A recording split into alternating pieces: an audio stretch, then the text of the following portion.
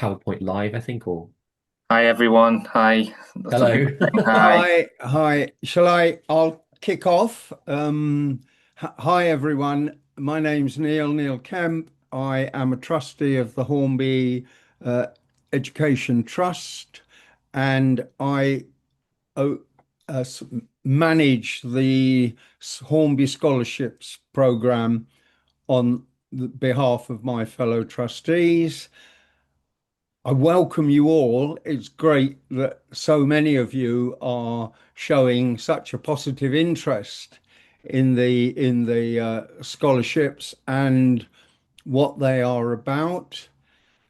We hope that we can answer all of your questions uh, during this session, and we would encourage you to post any questions that you have into the chat box, please.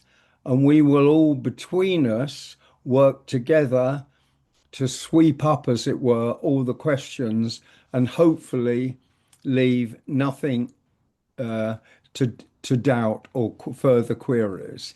But the session is being recorded and it will be placed on YouTube so you can access again in the future if you want to refer back.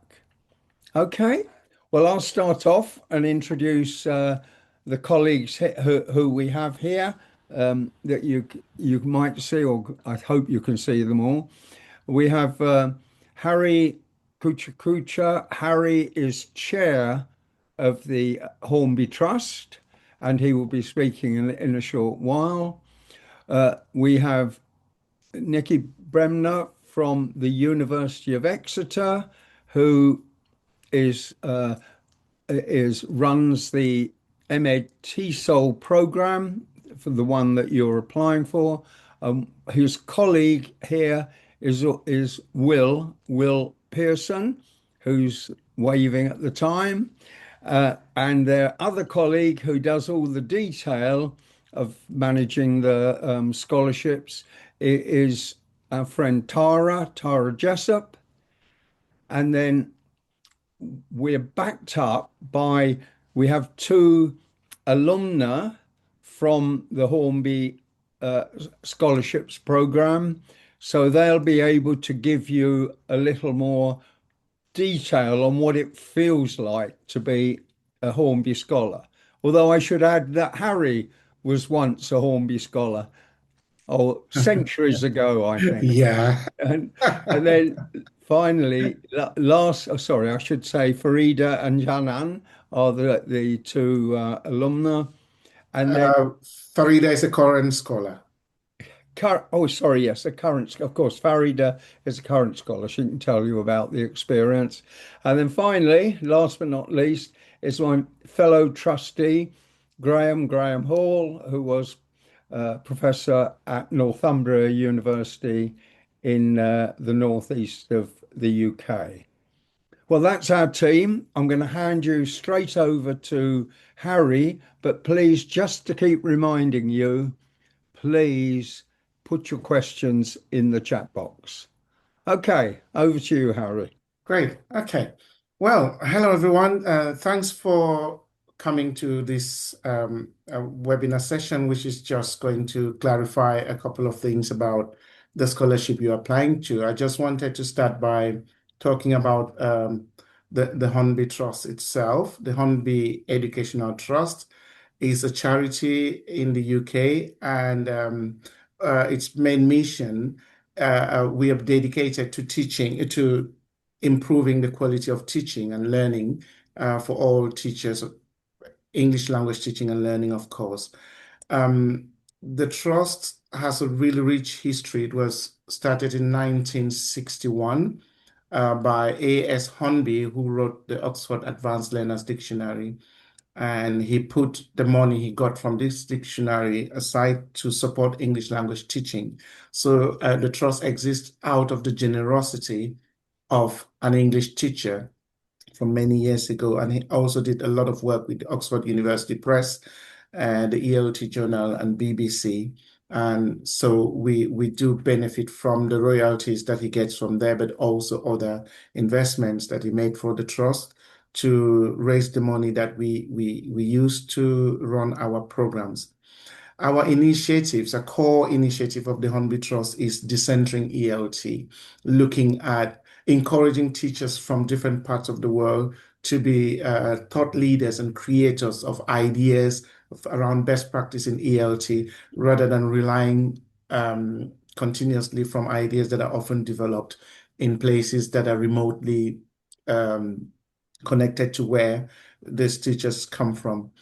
So the Hornby Scholarship is one of many different projects we run, and it's our flagship program. So every year we fund a number of teachers from mostly global South countries um, to come and do a year of studies at a UK university. And many different universities have welcomed Hornby Scholars in the past.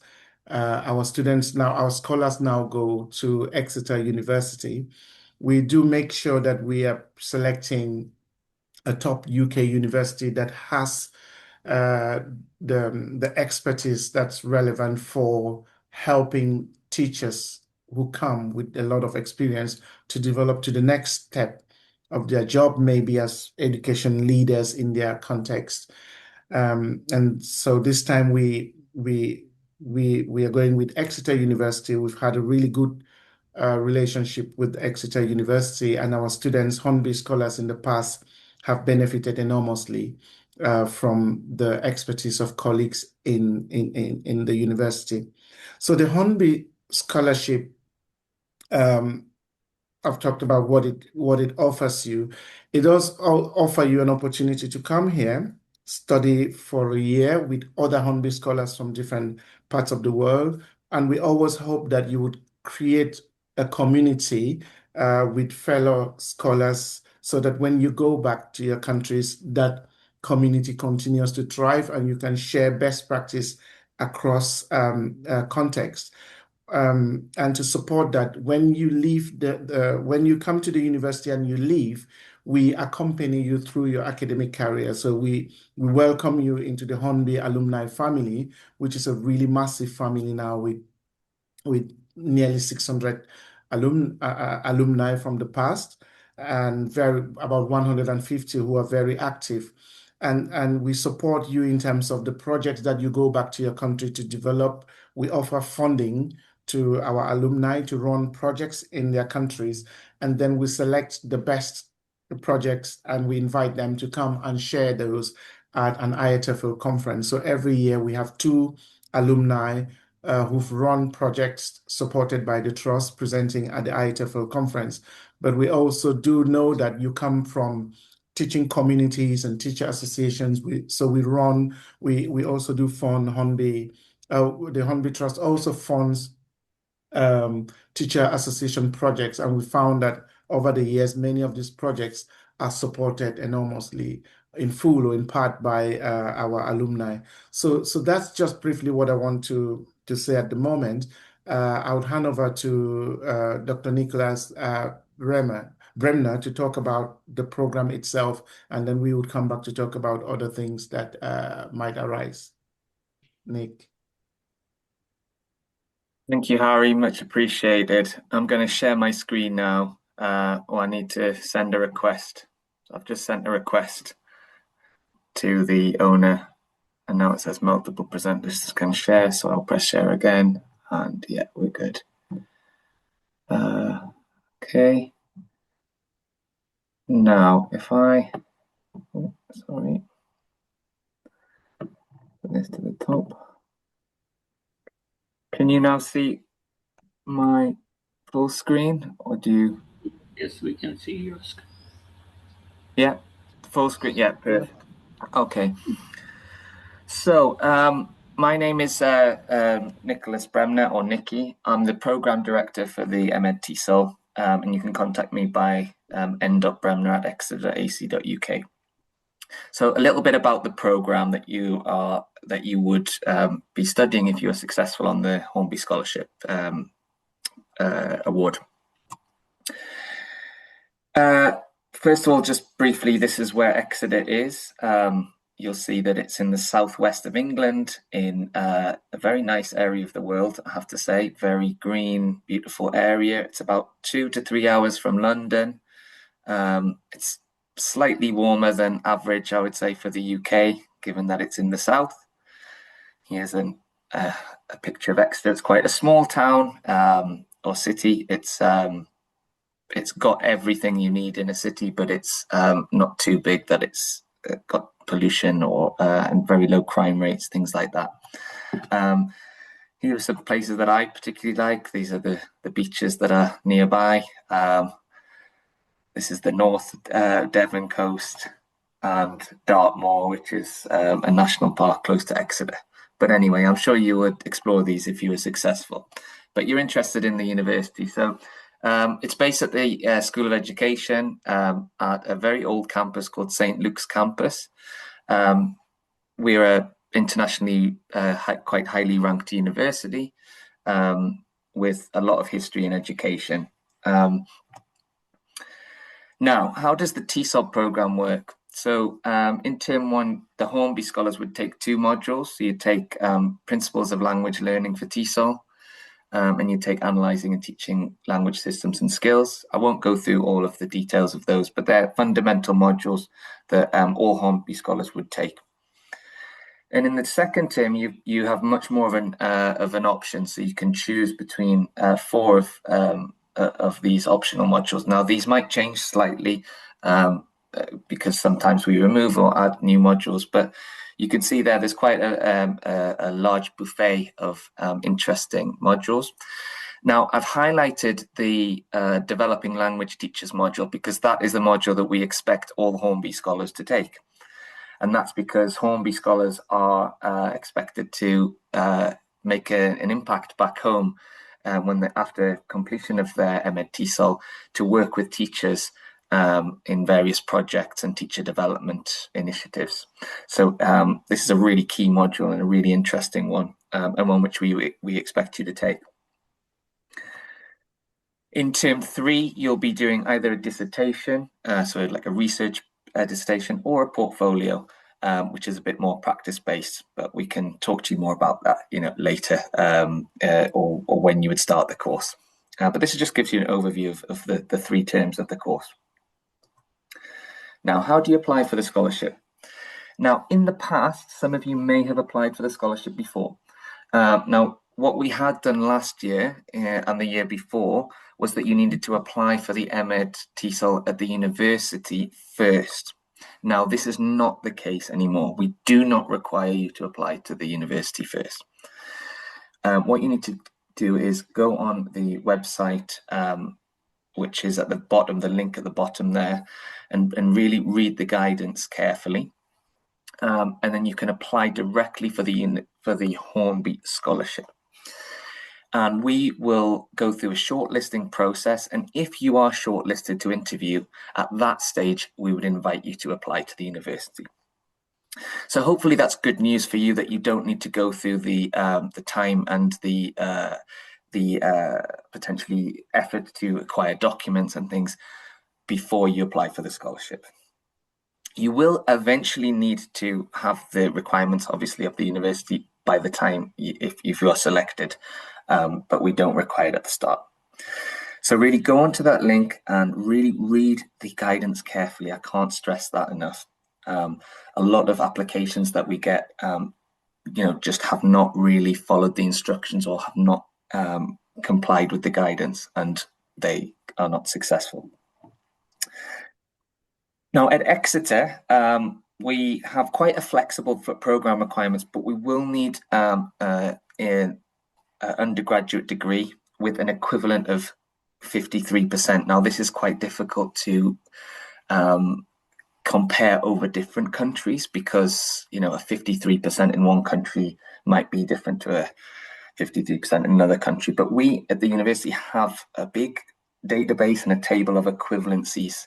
So it might be that, 70% in one country is 53%. It may be higher, it may be lower. So you just need to apply with your undergraduate degree, and then we will let you know if there's any issues with that. We are quite flexible though, so we do know that different countries have different requirements, different education systems, and there is scope that if you, for example, have exceptional experience, professional experience, we can perhaps waive the requirements of 53% in certain cases, but we take that on a case-by-case basis. So the message really is, if in doubt, please don't hesitate to apply. And if you've had experience, especially with English language teaching experience, and you've done an undergraduate degree, that's the criteria. Hornby does require you to have had at least 3 years full-time teaching experience for the scholarship. We don't have that requirement for the University of Exeter, but that is a requirement for the Hornby Scholarship. Please read the guidance carefully regarding the English language requirements. I won't go into them in detail, but if you click on the link there, or the link I think will be shared in the chat, you will be able to find out about the English language requirements. You don't need these English language requirements before you apply for the Hornby Scholarship. It can be dealt with later if you are selected at interview, and then if you're offered the scholarship. Note that Duolingo is a lot more common than it used to be and a lot more flexible, and we do accept Duolingo. But the tests do need to have been taken within 2 years. So you can't use a test that is more than 2 years old. You have to take another one. Key dates. So the deadline is the 9th of February, 2026. You've still got some time. You've got at least 2 months, or just slightly less than 2 months, isn't it?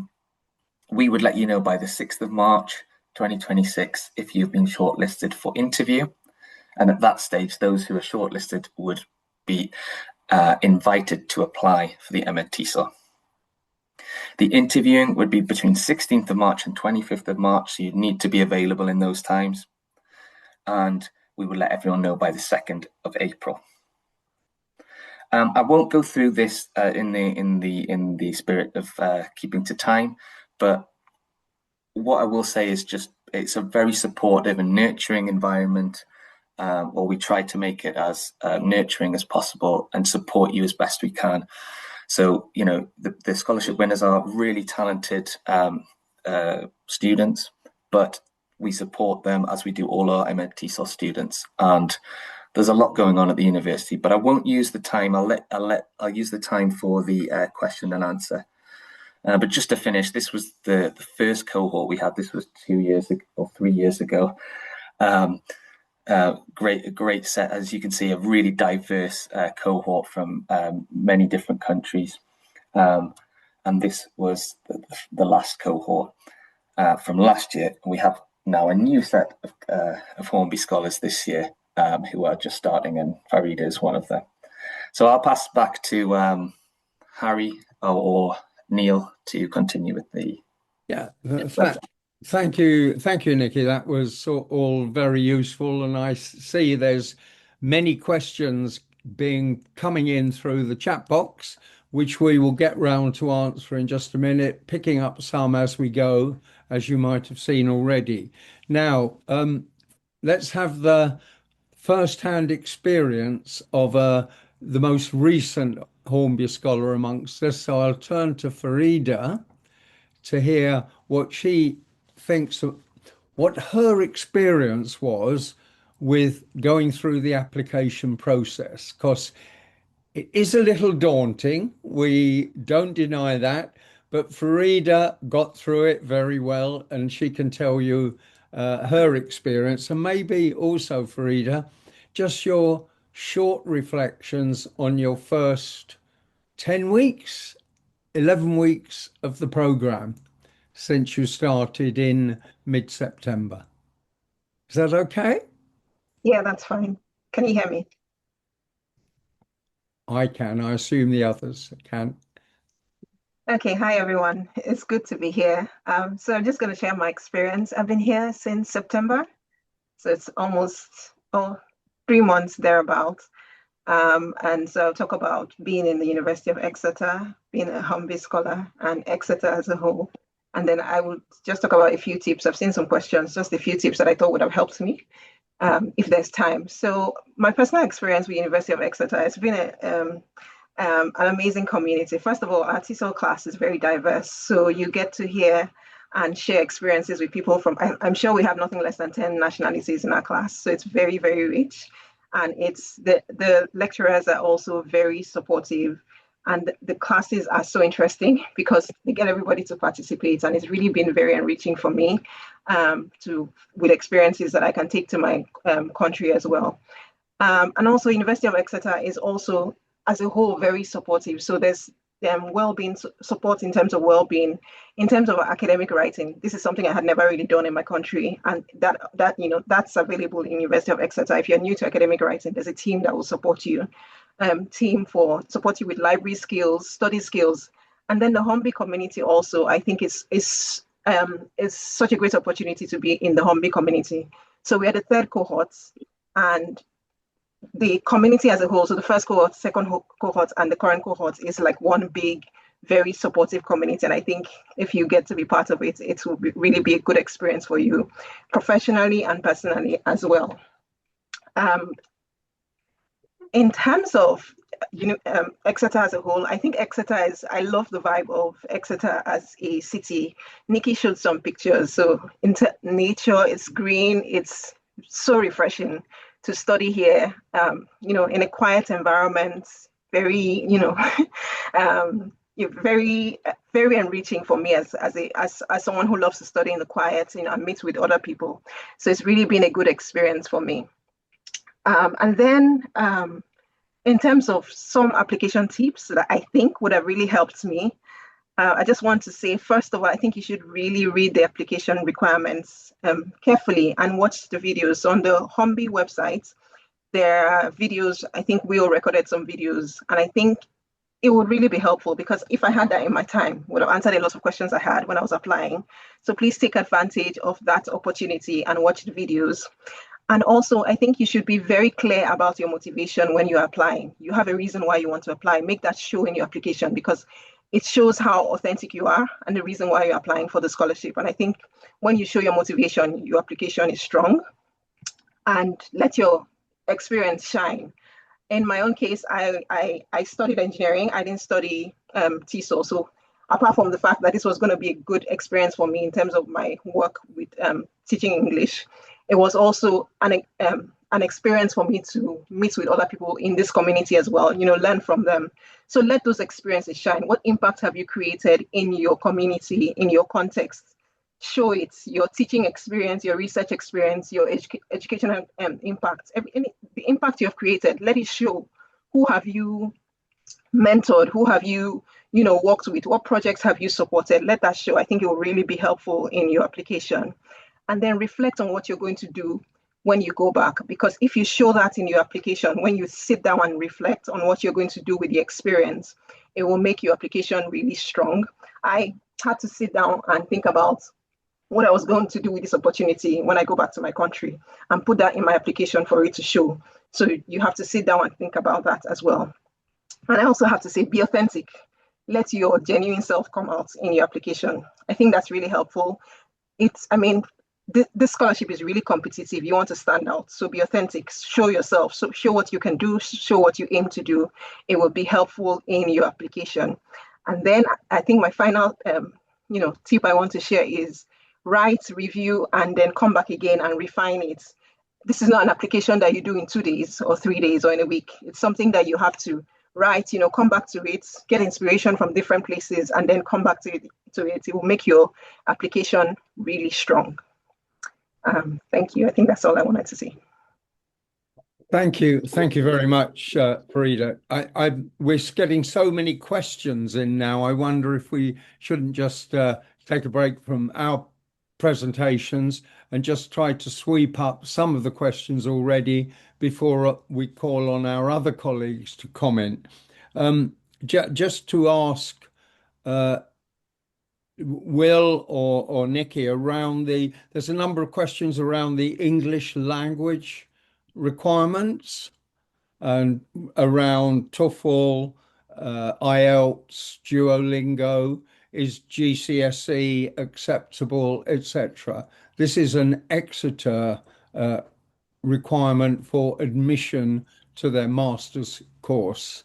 So, Will, Nicky, Yeah, I, just I would suggest just following the and reading the guidance carefully. So it's the link. If we can repost the link to the page, it's profile B1. Oh, Will, you've already done it, and yeah, brilliant. Thank you so much. Click on there. It has a really long list of different options, and this includes IELTS, TOEFL, Duolingo, but also other routes potentially. So you'll have to check carefully what you have and what you'll need to take. yeah, Can and can I just add something? I think Farida did say that very well. This is not an application that you do in a day or two. It takes a lot of investment, and part of that investment is reading the criteria and really making sure that you understand it. So while we are happy to respond to some of these questions about IELTS requirement and all of that, the language requirements are already in the criteria of the university, and those are things that you need to be looking at. We shouldn't be answering basic questions like that are already there. So you need to invest a lot of your time to actually read and make sure you understand what you are required to do before you start the application process. yeah, indeed.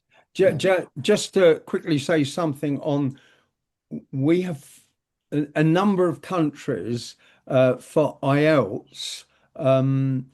You need to book to access a centre which has a very limit, and they only have a limited date range each year to be able to do that. So we've been looking more towards the Duolingo qualification, but all of them are acceptable. As Harry's just said, just check out the detail of the requirements, and as Nick has pointed out, and you've got the link there. I'm afraid we were asked whether, if you've studied all your materials in English, do you have to take an English test? Yes. Not, you also need to be able to have that test for UK visa requirements, because you have to prove that you've got in the university and that you have the required minimal level of English. So you do have to take a test. And by the way, for the shortlisted candidates, we fund the cost of that test if you haven't taken it already. You don't need to do it before your application.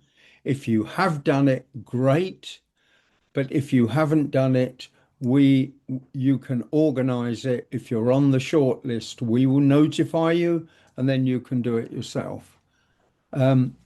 Okay, something on age restriction. Does anyone want to pick that up? Is there an upper limit, a lower limit, etc.? I'll jump in here. I think the issue, age is part of a bigger issue. What if you look at the criteria, and I've seen a lot of the questions have come about the criteria for selection. What we're looking for and what the program are looking for are people who can demonstrate a commitment to English language teaching and who have demonstrated ideas and helping their fellow professionals in their own context.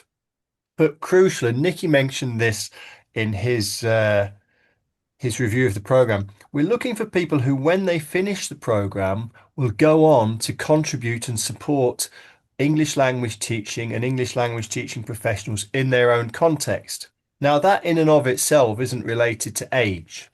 People of any age can contribute to English language teaching and develop projects in the future of English language teaching in their own context.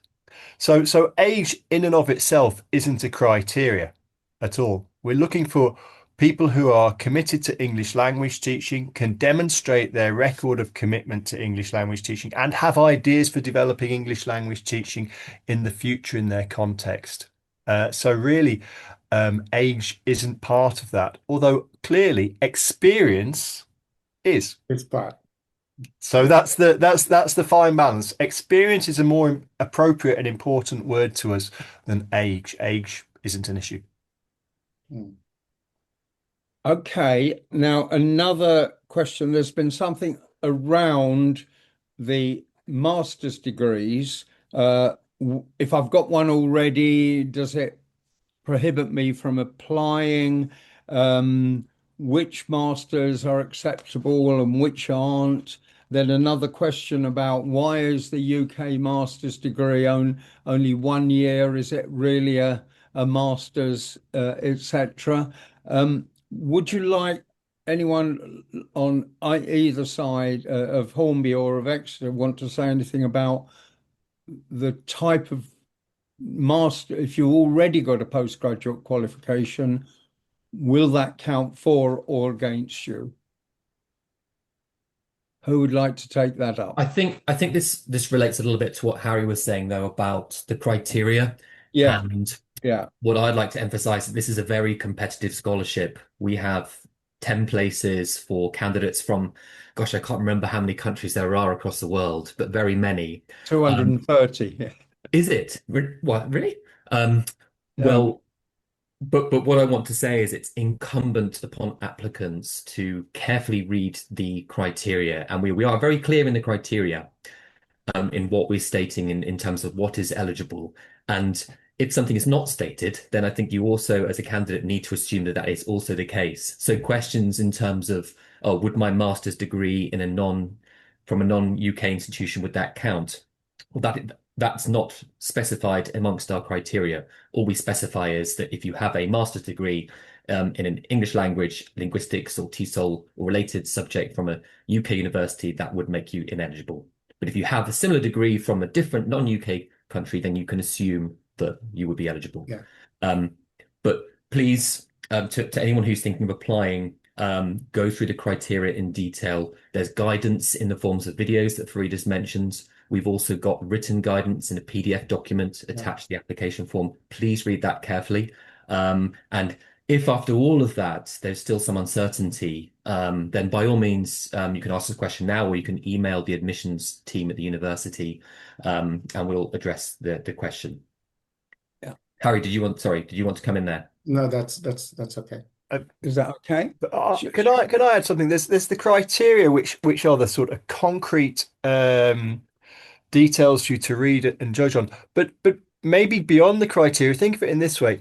What will the master's program provide for you, which will give you the professional development to contribute to your context? Now, if you've done a qualification that's more or less the same as the current UK master's program, then it will add nothing. We're looking for people who are familiar with the program and can see how this will add to their career development, add to their contribution to the profession. So a bigger picture way of seeing your own qualifications is what does the MEd at Exeter give you that's that extra to help you help others in your context. And if you've got something which is more or less the same already, then it doesn't add. And that's really what the criteria are kind of talking you through. Okay, right. Yeah. Putting on my hat as a former Hornby scholar myself who went through this process, I think I would like to share a couple of tips. The first thing is that you cannot be applying to a program you know nothing about. So your first stop should be go to Exeter University website, read about the TESOL program to identify what is there that would help you to make a difference in the profession within your country. So if you had a master's degree somewhere, even if it's not where we've specified clearly which master's degrees will not be eligible. But if you've got that elsewhere and you are eligible, you have to demonstrate how the UK degree will add to what you're doing. So first things first, go and read about the program and make sure you know exactly what they are offering and what they're offering would help you make a difference. The second thing is to think about it this way. Nobody loves you that much to give you so much money to go and improve yourself. So if you're, because we've seen in the past, people would say, I really am interested in professional development. I want to grow. That's your personal business. No one's going to give you their money because you want to grow. People will invest their money in you because you can invest your skills in supporting other people. That is the purpose of this scholarship. So you have to, first of all, demonstrate what you are currently doing to support and network and engage with other teachers in your community, which lays a foundation, which proves that if that money were invested in you, you would be able to then go on and do much better. Now, you don't need to be doing a lot of development work with other colleagues now, because sometimes people write things that they are not doing, and we know this is unrealistic. But at least you're creating networks with teachers. You're part of communities of practitioners that helps you, that gives you an opening to become a potential leader or a thought leader within that community. So you need to try and demonstrate that, not just about yourself. I've got applications, for example, people who have a private language school and they want to develop the skills so they can run their private language school better and support their teachers in the private language schools. That's not the kind of thing we are doing. It's not to help you improve your business. It's to help you improve the profession in your community. So just bear some of this in mind. The other thing, and the last one I would want to say now is, yes, we would support people who are applying, who are shortlisted participants, the participants that we finally select who need to do the English language test. However, my advice has always been, you need to invest in your scholarship. If you can get your English language proficiency test sorted earlier, the better for you, because it's also possible that you get the scholarship, and because of the pressures that you're facing, you have 1 or 2 months to prepare for an English language test you are not familiar with, you don't have the test, and that scholarship will be given to someone else, and we will not defer it. So even when you are given the scholarship, you don't own it. It does not belong to you. If you do not meet Exeter criteria, we're giving it to someone else, and you'll have to reapply again in the future and be considered from scratch. So do invest a bit of your time and your resources in making sure that you are the best prepared as possible to do to get the scholarship.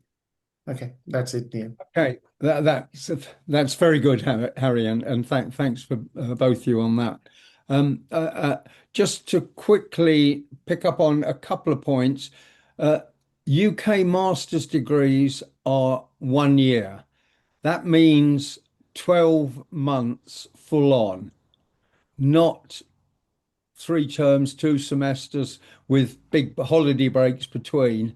You will be full on for 12 months. That's why almost all UK taught master's degrees run for 12 months, which means you will have to work hard for 12 months. And that means you shouldn't come expecting to do part-time work at the same time as you study. So I know a lot of students doing master's degrees in UK do take up the option of perhaps doing a little bit of part-time work. We strongly recommend that you don't even think about it, because Nicky and Will put you under great pressure to finish your degree on time. Okay, that's one thing. The other thing is on country diversity.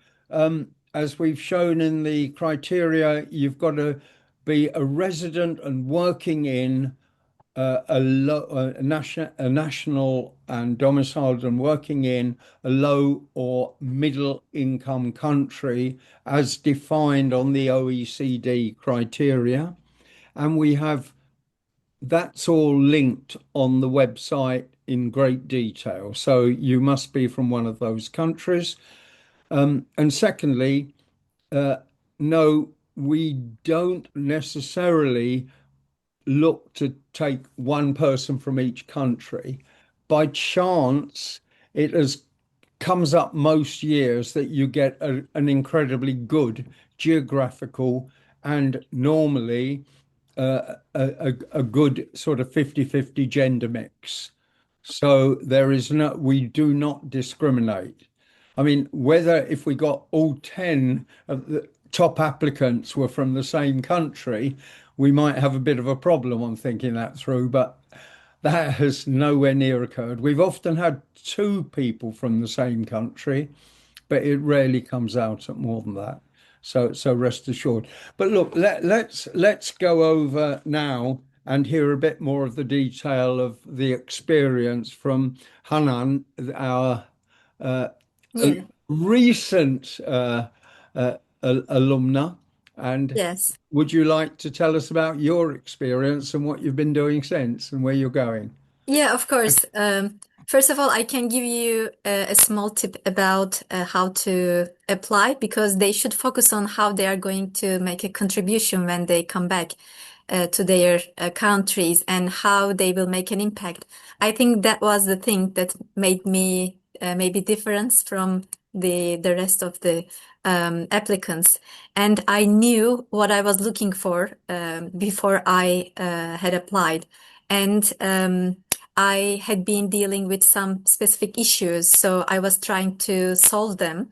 And then I went to the website of the university, I checked the modules, and I said, okay, I can make an impact after I took these modules.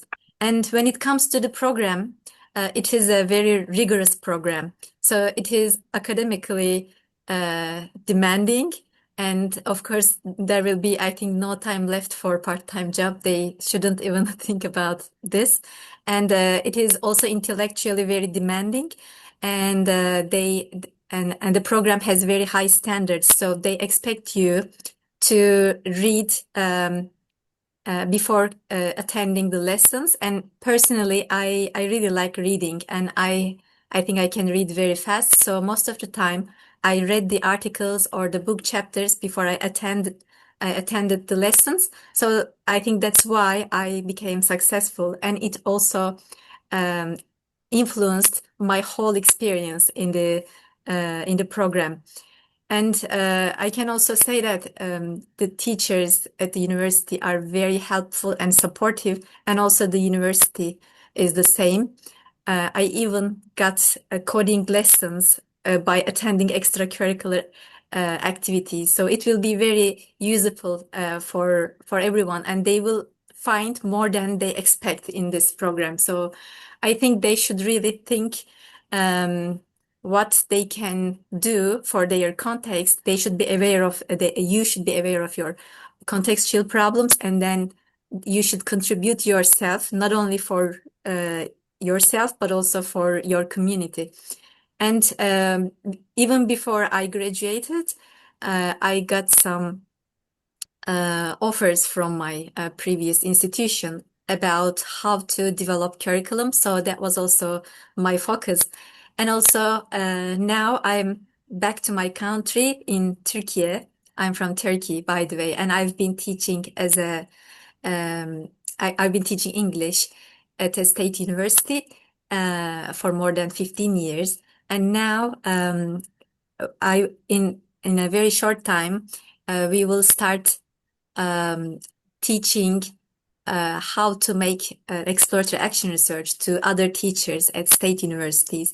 So now I know what to do, and I'm working on it to be able to make an impact with all the information and knowledge and experience that I got from the University of Exeter.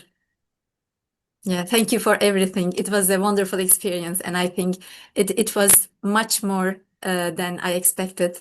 And also I can say that it's very international, and also the program will give you the courage to take initiatives, because maybe I knew some things even before I attended the program, but I didn't have the courage to make an impact. And I think this program also gave me this courage. Yeah. Thank you. It's lovely to hear the stories like that. Also, I think one of the things to remember is that when you finish the program, there are a number of ways in which the Hornby Trust will continue to support you Yes. through grants to alumni, through attendance on different programs, for support to attend to the main IATEFL conference, and you get there's a wealth of them, and we're trying. Yeah. The trust is attempting to try and build those up so that it reinforces all the learning and the experiences that you've had through your time in Exeter. And Nicky and Will are also in different ways involved in that support and follow-up, just to reinforce the impact of your work. Yes, I can also very shortly say that the Hornby Trust and our instructors support us to give a presentation in IATEFL at IATEFL conference, and it also helps you to make a really good network, and that's also how I will start teacher training programs.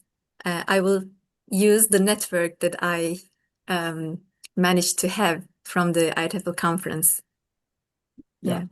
Thank you. Sorry, there was one quite short question I don't know if it's answered on the refugee scholarship. Do you want to briefly mention refugee scholarship, Graham? Yes, I can do. So, separate to this meeting and the application process for those of you who are working in ELT in other countries, we will in February be launching a refugee scholarship, which will be to join the MEd at Exeter and join the main cohort. And that the application process will be from February, with the closing date in early April.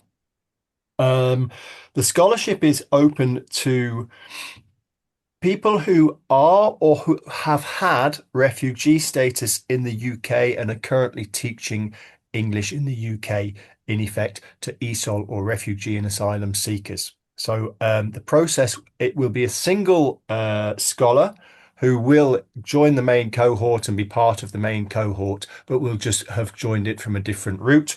And I remember I'm afraid I got the Zoom failed, so I can't actually see the question now in the chat bar.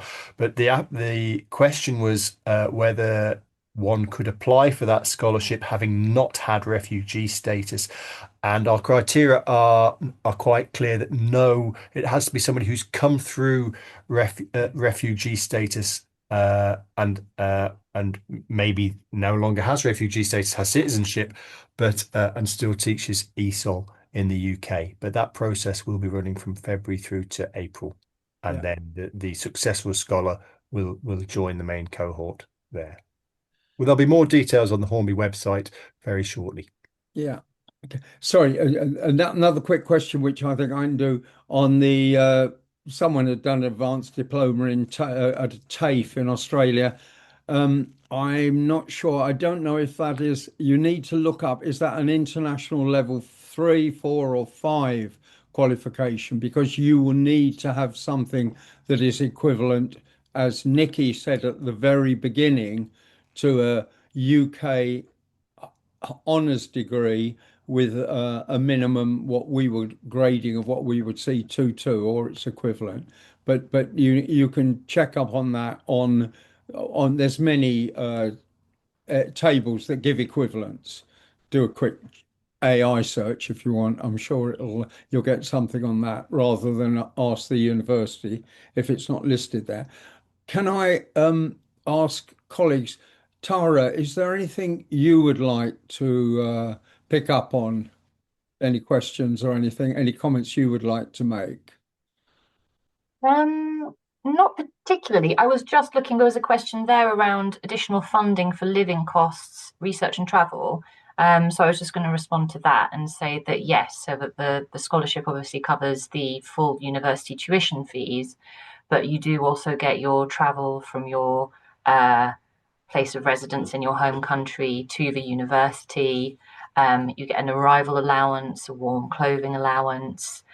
Similarly, you get a departure allowance and your travel to your home country paid for at the end, and a monthly stipend, which should enable you to cover the cost of your accommodation, and food and sort of living costs whilst you're studying. And I think that previously, the previous scholars have been really helpful at providing guidance to incoming scholars on budgeting and how you can make that stipend work here in the UK, what shops to look in, that kind of thing. So that's it, I think, really. Yeah, no, thank yeah. On top of what the funding that Tara just mentioned, we also pay the UK visa costs, and there's an extra supplement for health service support. So we fund all of that, and we fund necessary travel associated with the program in UK. So all scholars attend IATEFL, and in fact you will be presenting there. Now that all of that is funded, as well as a visit to the Oxford University Press, so that you can meet the place where A.S. Hornby first had his publication published. Anyway, I will stop there. Colleagues, So yeah, I just wanted to say add this. something. Yeah, go on. Yeah, the scholarship provides you enough funding for you to study comfortably. It does not provide you funding to live a happy life outside your studies. So if you're getting involved in other activities, that's not covered. The other thing is, just bear in mind that the UK government does not allow master's students to bring their family here. And we will not, in any case, even if they allowed that, sponsor your family to come to the UK. So just keep that at the back of your mind. The thing I forgot, we've talked a lot about what we do, how we support you after your scholarship, but Jenna and Neil have mentioned the ITFL conference. So every year, our Hornby scholars do a joint presentation at the Hornby conference, and we prepare you to get to that. So we've already started working with current scholars to decide what they want to talk about collectively, and they have now put together an abstract which we've submitted. So for some of you, that would be your first opportunity to speak at a truly international conference, and a massive one like ITFL. And those sessions are often very well attended. People want to see Hornby scholars. So we prepare you for that. But we also help you in the course of the year to start thinking about the project that you may want to go back to your country and run. So Martin Weddell, Graham, and myself meet scholars at different points of the year to help you to prepare for the ITFL conference, but also to start planning your project so that when you go back, it's easier for you to develop that further. So that's some of the support that you get while you're a scholar. Yeah. Yeah, I think that's we are trying to put more effort into the longer term support for scholars when they return back to their work environments, just to keep reinforcing and meet the original requirements of our trust. The A.S. Hornby Trust is about the teaching and learning of English. It's not just about giving scholarships. Scholarships are a key means of doing that. So we work hard on delivering that. I just had I noticed a note from someone in Sudan. We know that there's a major conflict there. We have supported scholars from conflict zones. In fact, we just have one who's just joined us from Gaza, and he managed to move from Gaza. So you're not precluded if you come from a conflict zone where currently teaching is difficult. We take all that into account. So that would be part. Anyone else have got anything? Will, Nicky, from the University of Exeter perspective, is there anything you want to pick up? There's a question on where scholars live. Sorry? There's a question here about where scholars live. Do they live on campus? So maybe Exeter colleagues might want to say something there. Tara, do you want to say on that? Because you've been looking into accommodation. Yeah, I'm happy to say. So there is accommodation available through the university. If you were to be successful in getting the scholarship, there is a deadline by which you need to apply through the university platform to be guaranteed university accommodation. That accommodation is located in several places across Exeter. There's 2 campuses actually to Exeter University. And so there are rooms in various different locations and also for different contract lengths. However, you can also choose to go into the private sector, and there is some information available through the University Accommodation Office around how to look for rooms in the private sector. And as and when if you are successful in getting a scholarship, I would say that would be something to engage with quite soon.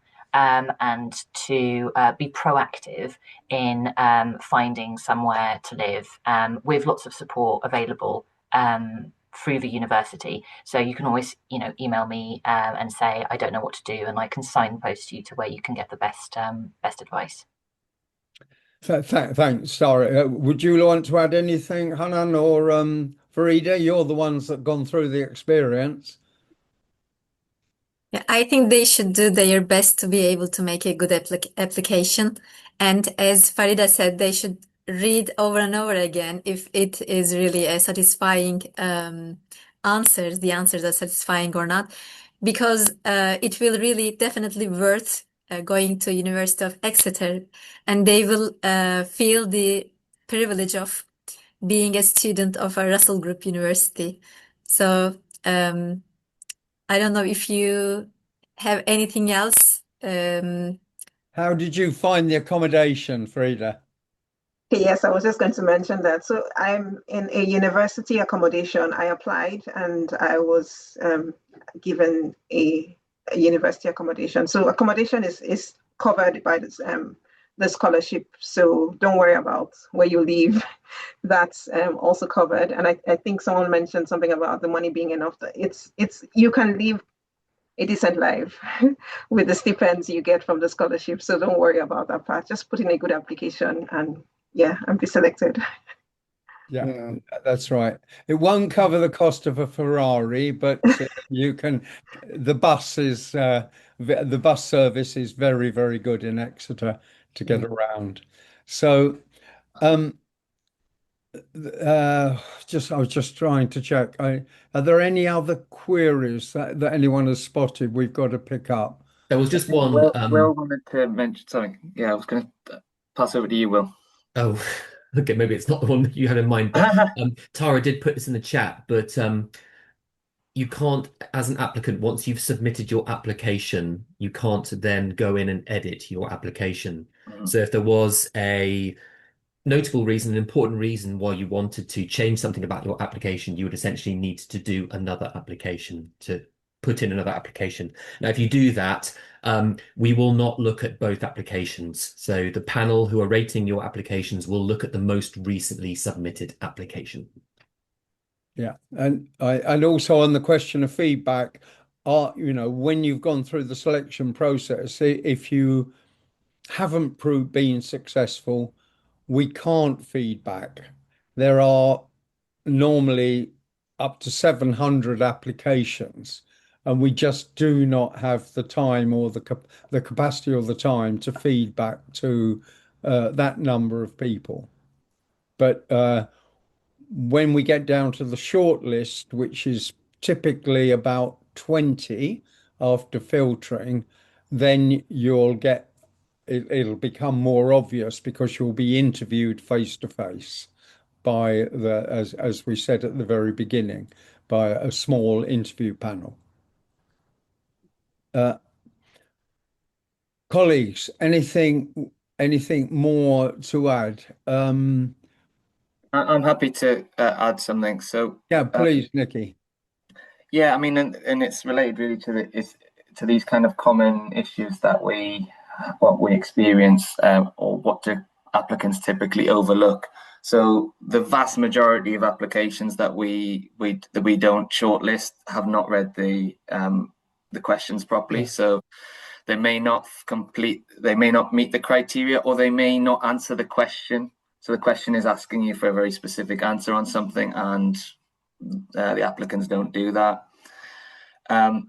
Another very common issue is that the applications talk about themselves and what they're personally going to gain from it. And as Harry said, it's not about what you're personally going to gain from it. Of course, you will gain from it. Canan, Farida, and all the others have gained from it personally, but it's about what you're willing to do or what you're planning to do back home, to really make a difference in your home country.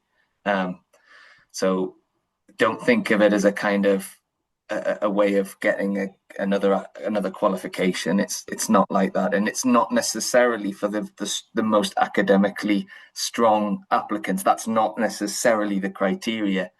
That the very, very 10 best applicants or most intelligent in the world will get this. No, it's about, obviously you have to have some positive criteria, but it's about the case that you can make to go back to your home country. I hope that didn't come across wrong, Harry. No, Did no. it? Or yeah, just because our applicants and our candidates are very intelligent, but it's not just about, for example, if you've got the best GPA in the world, it's not based on that. It's based on your potential to make change in your context. Yeah. Yeah, And I as you would see, you have to apply for the Hornby Scholarship first, and then you would be that. And this is different from previous years, by the way. It wasn't always the case. You could apply to both at the same time, but this time you're applying to the Hornby Scholarship first. And we are not looking for the most intelligent people in the world, okay? We are looking for people with potential to make a difference to their professional community and to their context, okay?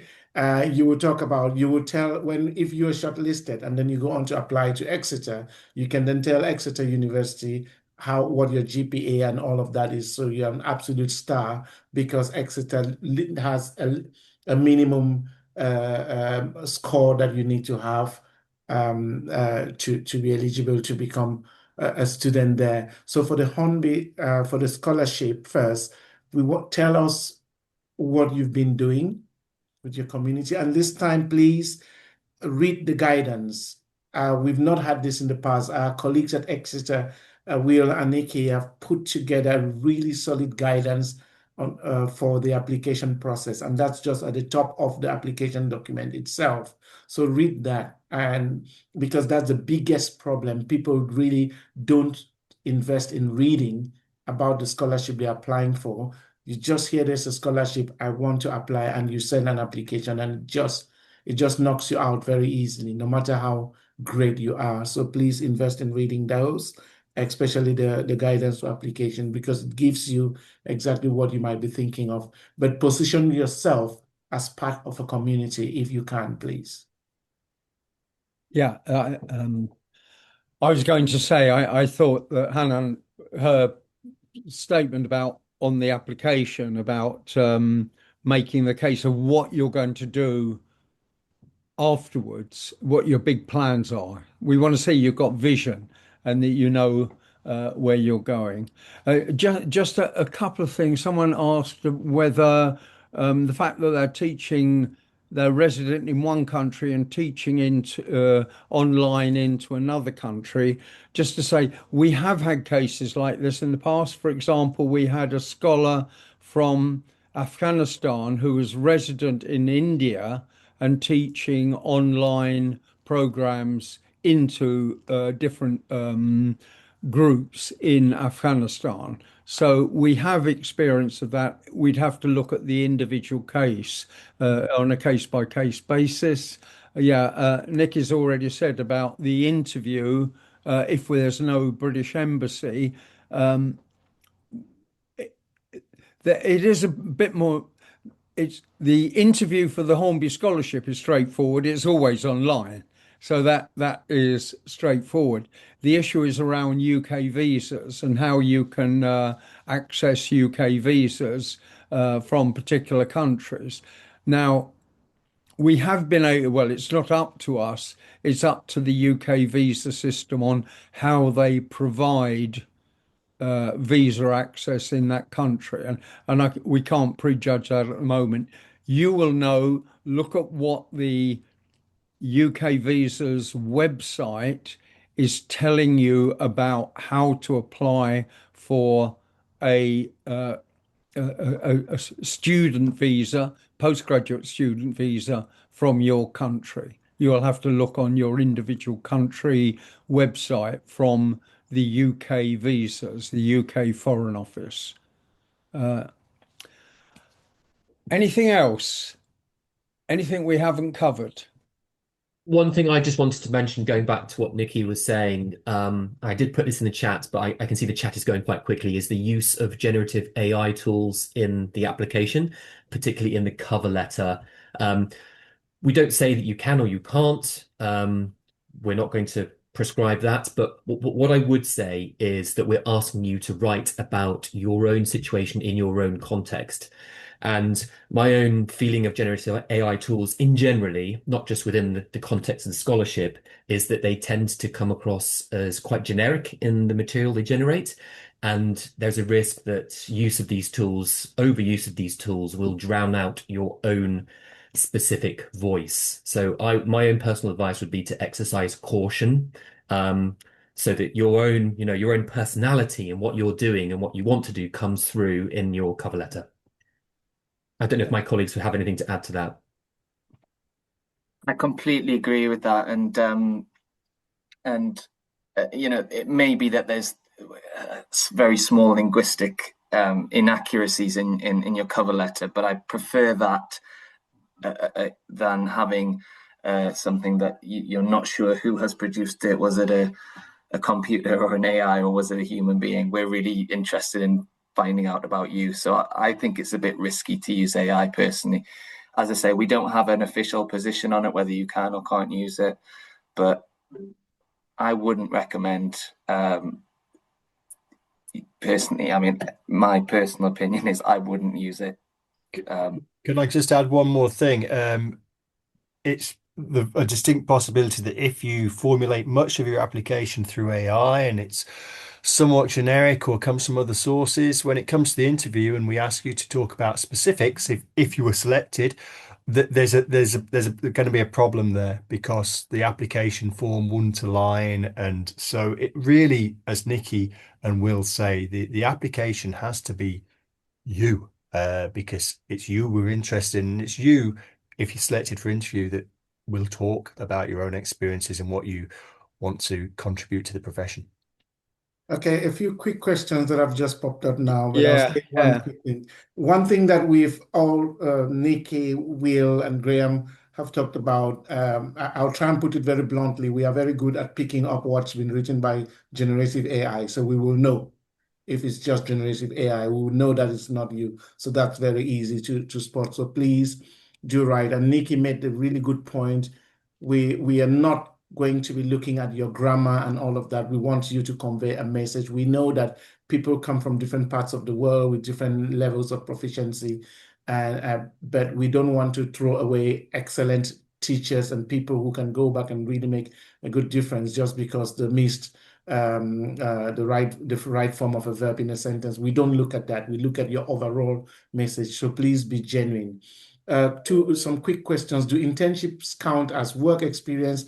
We talk about 3 years continuous teaching, not ad hoc internships here and there. I hope that answers it. Someone's planning to move to another country and another culture they're interested in. If that's still a plan, that's not a problem. You can apply for the scholarship from where you are now. You'll be considered on the basis of your present situation. And if you go ahead to work elsewhere, we're hoping that you will be able to go on and continue to create an impact even in that community itself. So we can't really stop you from applying because you're planning to do something next year or in the next 5 years. Is there 2 years residency condition at the end of this program? No, we do not encourage people to stay here, and we do not we do not give approval to Hornby scholars to stay in this country, because the condition of the scholarship, which is clearly stated, is for you to be able to go back and create an impact in your country. If you decide to stay here, we will not be supporting your application in any form or way. So that's the purpose of you could have, of course, go back and do work in your country and make a difference and decide to come back to this country much later. That's up to you. But on the basis of the scholarship is that you have to go back to your country and create an impact. Yeah. Can I pick up on that one, because it's a couple, 2 or 3 questions about visas.